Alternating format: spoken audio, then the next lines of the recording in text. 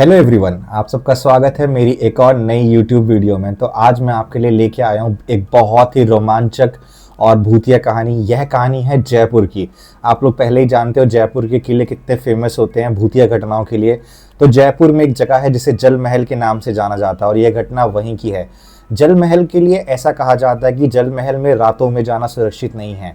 ऐसा कहा जाता है कि वहाँ पे एक चुड़ैल का साया है जो वहाँ पे आने वाले लोगों को अपना शिकार बनाता है। और ऐसी ही गलती हमारे एक सब्सक्राइबर भाई हिमांशु ने की। हिमांशु अपने फ्रेंड के साथ रहते थे। वो एक अलग से उनका अपना घर था और वो अपने दोस्त बहुत अच्छे घनिष्ठ मित्र थे और एक मिडिल क्लास फैमिली से बिलोंग करते थे हिमांशु को लगा कि अपनी ज़िंदगी में कुछ उन्हें ऐसा करना चाहिए जिससे कि उन्हें कुछ थोड़ी प्रसिद्धि भी प्राप्त हो और वे कुछ अच्छे पैसे भी कमा सके।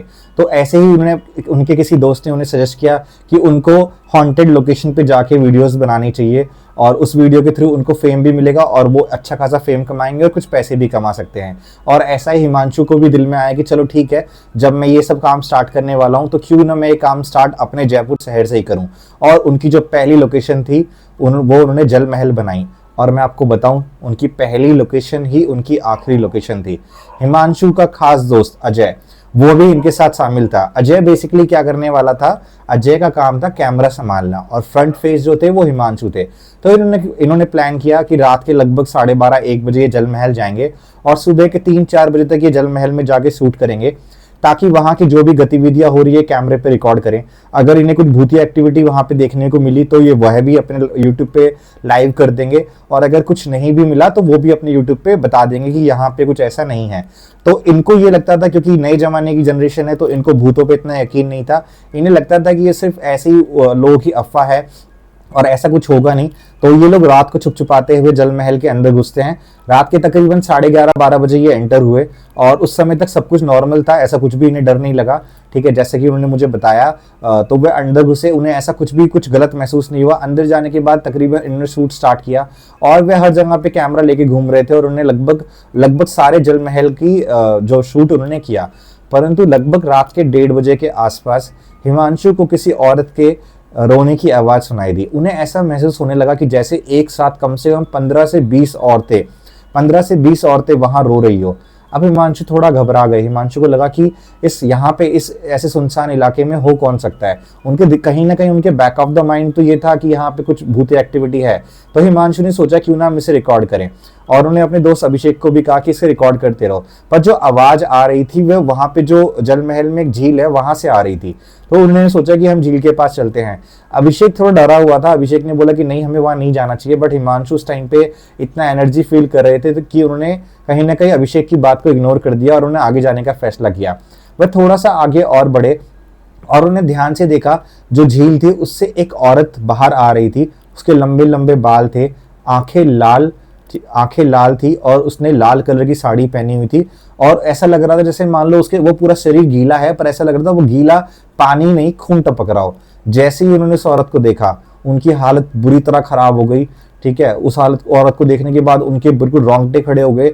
उनको ऐसा लग रहा था कि वह अपने शरीर को अब हिला तक नहीं पा रहे हैं और वह औरत धीरे धीरे उनकी तरफ ही बढ़ती हुई आ रही थी।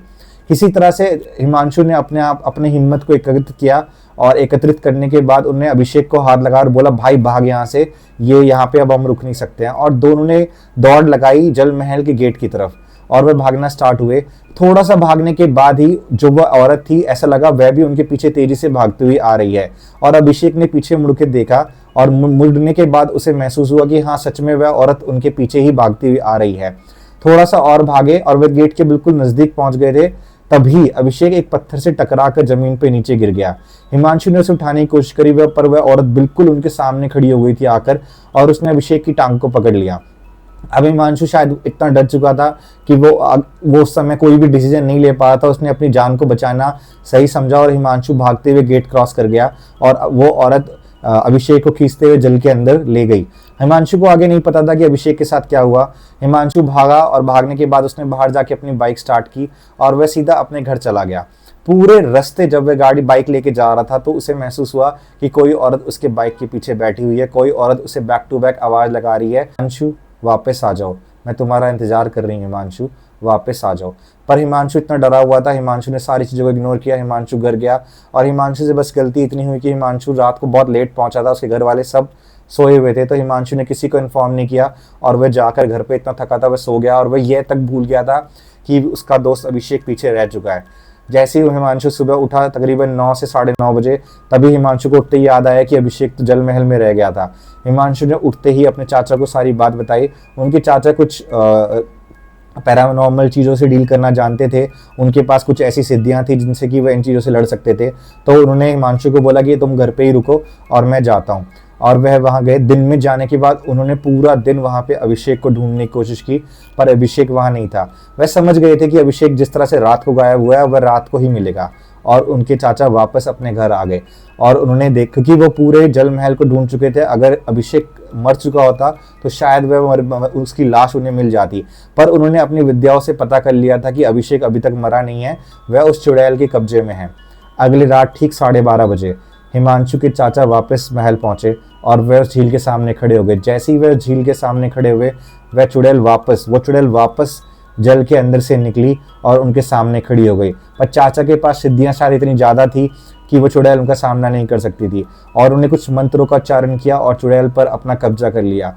और चुड़ैल पर अपना कब्जा किया और तो चुड़ैल उनके सामने रोने लग गई, बिलबिलाने लग गई कि मैं काफ़ी समय से यहाँ हूँ, मुझे मुक्ति दे दो। तो उसके चाचा ने कहा, मैं मुक्ति तो तुझे ज़रूर दूंगा, पर जो लड़का तू यहाँ से कल अपने साथ उठा के ले गई थी, उस लड़के को मुझे वापस कर दे। तो उस औरत ने ऐसे किया, उस औरत ने पानी में की तरफ हाथ घुसाया और उसने अभिषेक को वापस निकाला। चाचा भी हैरान हो गए कि उसने पानी से अंदर से निकाला तो शायद अभिषेक जिंदा कैसे था, क्योंकि पानी के अंदर तो बचना बहुत ही इम्पॉसिबल था। पर अभिषेक, अब चाचा ने उसकी नसों को हाथ लगा के देखा तो अभिषेक जिंदा था। उसके फेफड़ों में थोड़ा सा पानी भरा था, बट वह ठीक हो गया, बस वो बेहोश था, शायद उसको सदमा लगाओ। तो चाचा ने अपने मंत्रों को कुछ किया और उस आत्मा को वहां से मुक्त कर दिया। ठीक है, वो मुक्त कैसे किया मैं आपको नहीं बता सकता हूँ इस वीडियो में अच्छे से। तो उन्होंने उसको मुक्त कर दिया और वह अभिषेक को लेके सीधा हॉस्पिटल चले गए।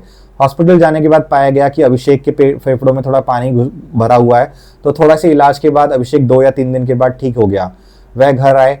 हिमांशु के चाचा ने उन दोनों को बहुत बुरी डांट लगाई और उन्होंने कहा, तुम्हें जिंदगी में जो भी करना है करो, पर इस तरह की भूतिया एक्टिविटी में मत पड़ो, क्योंकि लोग आजकल यह गलतियां बहुत ज़्यादा करते हैं, हवाबाजी के चक्कर में कहीं पे भी चले जाते हैं और जाके शूट करते हैं। तो ऐसा ना करें गाइस, ये छोटी सी फेम के चक्कर में आप अपनी और अपने परिवार की जान को रिस्क में डाल सकते हैं।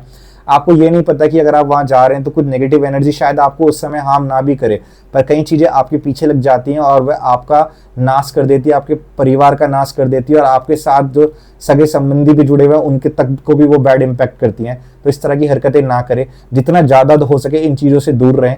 तो आपको बस मेरा यही सजेशन रहेगी। तो अगर आपको ये वीडियो पसंद आई है तो इस वीडियो को लाइक करें, मेरे चैनल को सब्सक्राइब करें, और अगर आपके साथ भी कोई पैरानॉर्मल घटना आपकी ज़िंदगी में घटी है तो डिस्क्रिप्शन में मेरा नंबर लिख दिया गया है, आप उस नंबर के थ्रू आप मुझसे कनेक्ट कर सकते हैं और आप मुझे स्टोरी अपनी व्हाट्सएप कीजिए और मैं डेफिनेटली अपनी वीडियोज़ में वो स्टोरी लेके आऊँगा। तो ये वीडियो पूरा देखने के लिए थैंक यू सो मच। जय श्री राम।